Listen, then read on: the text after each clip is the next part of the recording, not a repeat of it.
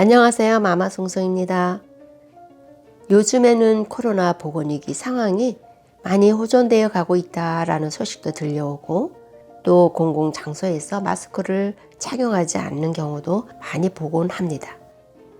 아마도 많은 외부 활동에 더 활기가 뜨게 되지 않을까 하는 생각도 하게 되네요.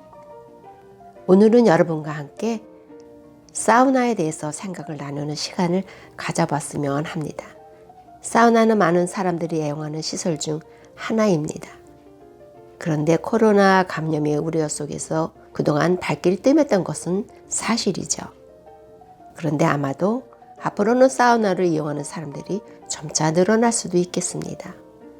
그래서 오늘은 이왕 사우나를 이용하려면 보다 과학적인 근거에 의해서 이용하는 것이 좋겠다라는 생각에 사우나를 연구해온 가토 야스타카의 책을 살펴보려고 합니다. 책 제목은 일 잘하는 사람은 왜 사우나를 좋아할까 라고 하는 책인데요. 저자는 게이오 기즈쿠 대학교 의학부 교수며 사우나를 과학적으로 연구해 왔습니다. 저자는 그래서 이 책에서 그동안 연구해온 내용을 과학적 근거에 의해서 설명하고 있습니다. 일반적으로 보면 우리가 습관적으로 사우나를 이용하기도 하고 또 몸이 찌뿌둥한 경우 또 몸의 컨디션이 좋지 않다고 할 때 우리는 사우나를 이용을 합니다. 사우나를 하고 나면 개운해지는 몸의 상태를 느끼게 되기 때문이죠.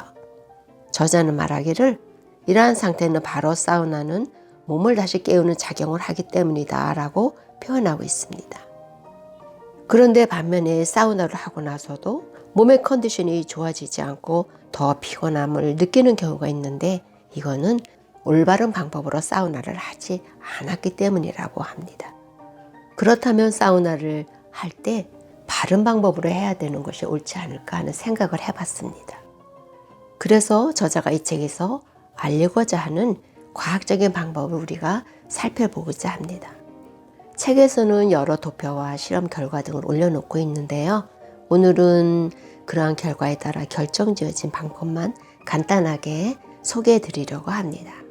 사우나에는 사우나의 효과를 높일 수 있는 특별한 방법이 있다는 거죠. 우선 사우나로 효과를 볼 수 있는 것들에 대해서 한번 알아볼까요?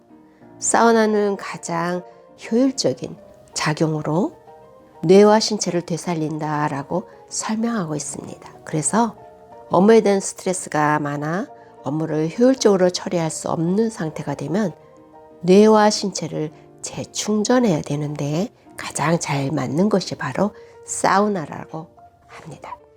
사우나는 심신을 되돌리는 역할을 한다라고 해요. 사우나는 인체의 자율신경이나 심장박동, 혈압, 또 혈류량, 뇌 호르몬을 원활하게 조절하는 역할을 하기 때문이라는 거죠. 사우나 후에 느껴지는 행복감은 부교감 신경이 활성화되고 깨어나는 상태가 되기 때문이라고 해요. 그래서 뇌의 피로가 사라지게 되고 뇌가 맑게 된다는 결과를 알려주고 있습니다. 일반적으로 사람이 아무 일도 안 하고 가만히 있어도 뇌 에너지의 70 내지 80%가 쓰인다고 합니다. 핸드폰 배터리가 사용하지 않는 상태에서도 스스로 에너지를 소모하고 있는 것과 같은 그러한 이치를 볼 수 있다는 겁니다. 뇌는 계속해서 에너지를 사용하기 때문에 뇌에는 계속해서 피로가 쌓인다는 거죠. 사우나는 이러한 뇌 피로를 사라지게 해준다고 해요. 사우나는 결단력과 집중력을 향상시킨다는 결과치를 보여주고 있습니다. 뇌 피로가 사라지면서 뇌는 다시 충전이 되고 집중력을 높이게 된다는 것입니다. 이러한 방법으로 업무의 효율성을 높이는 사람들이 아주 많다고 합니다. 사우나는 아이디어와 영감을 활발하게 떠오르도록 하는 효과를 보이고 있는데 이것은 감각을 관장하는 영역이 활동을 활발하게 하기 때문이라고 합니다. 사우나는 또한 감정적이 되지 않고 안정적인 정신 상태를 유지하는 데 도움을 줍니다. 교감신경과 부교감신경이 부드럽게 전환되어 컨디션이 개선되는 효과를 주기 때문이라고 해요. 사우나는 감각을 민감하게 만들어 주어서 오감 활동이 아주 활성화되고 감각적인 상태가 선명해진다고 합니다.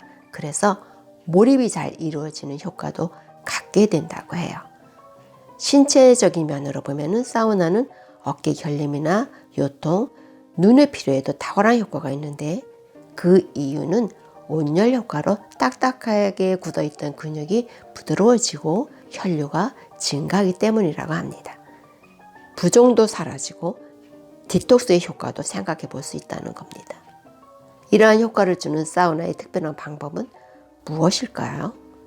우선 사우나실에 들어가기 전에 따뜻한 물로 몸을 준비시킨 다음에 사우나실에 입실을 하는데 그곳에서 머무는 적정한 시간이 있다고 합니다. 몸의 등판 한가운데가 따뜻해질 때가 바로 사우나실에서 나오는 때라고 해요. 사람들마다 조금씩 다르게 나타나므로 직접 체크하는 것이 좋다고 하죠. 예를 들면 얼굴이 너무 덥고 땀이 많이 흘러도 등판 한가운데가 차게 느껴지는 상태가 되는 사람도 있다고 합니다.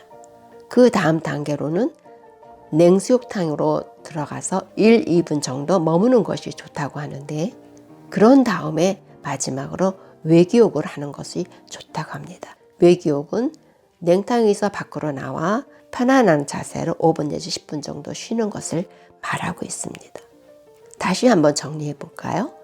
우선 사우나실에서 등판이 따뜻해질 때까지 기다리고 이때는 맥박이 평소보다 2배 정도 된다고 합니다. 그때에 냉수욕탕으로 옮겨서 1, 2분 정도 머무는데 이때의 탕의 온도는 16에서 17도가 최고로 좋은 적절한 온도라고 하네요. 그 다음에 외기욕을 하는데 5분 내지 10분 정도 탕 밖으로 나와 휴식을 취하는 겁니다. 이것을 한 세트로 우리가 보고 있는데 저자는 말하기를 이러한 방법을 3번 내지 4세트를 하는 것이 가장 효과가 높게 나온다고 합니다. 그런데 사람들마다 체질이나 몸의 상태가 다 다르기 때문에 스스로 몸의 상태를 체크하면서 정하는 것이 좋을 듯합니다. 무리한 적용은 사우나를 안 하는 것만도 못하다는 것을 꼭 염두에 두어야 하겠죠. 그러나 이렇게 몸에 좋다고 하는 사우나도 들어가서는 안 되는 경우가 있는데요. 우선 그 경우를 살펴보면 심혈관계 질환이 있다거나 투석 중인 사람, 또 10세 이하 어린이들도 안 좋고요. 임산부도 안 좋다고 하네요. 당연히 감염병에 걸린 사람은 안 되겠죠. 또 숙취인 사람도 안 좋고 알레르기가 심한 사람도 좋지 않다고 합니다. 또한 철분 결핍성 빈혈이 있는 사람도 사우나는 좋지 않다고 하네요. 또한 몸의 상태가 너무 안 좋다고 판단될 때는 사우나를 하지 않는 것이 오히려 건강을 살피는 일이라고 합니다. 사우나는 많은 사람들이 애용하는 시설이기도 합니다. 잘 이용하면 뇌의 활성화뿐만 아니라 신체 기능도 깨어나는 효과를 볼 수가 있습니다. 업무 효과도 볼 수 있고 생활의 에너지 활성화로 인해서 보다 활기찬 활동도 할 수 있겠죠? 그러나 주의사항은 꼭 숙지하시기 바랍니다. 올바른 방법으로 사우나를 이용해서 더욱 건강해지고 또한 활기찬 생활이 될 수 있으면 하는 바람을 해봅니다. 그럼 오늘도 여러분 최고로 멋진 날 보내시길 바라면서 다음 시간까지 안녕히 계세요. 마마송송이었습니다.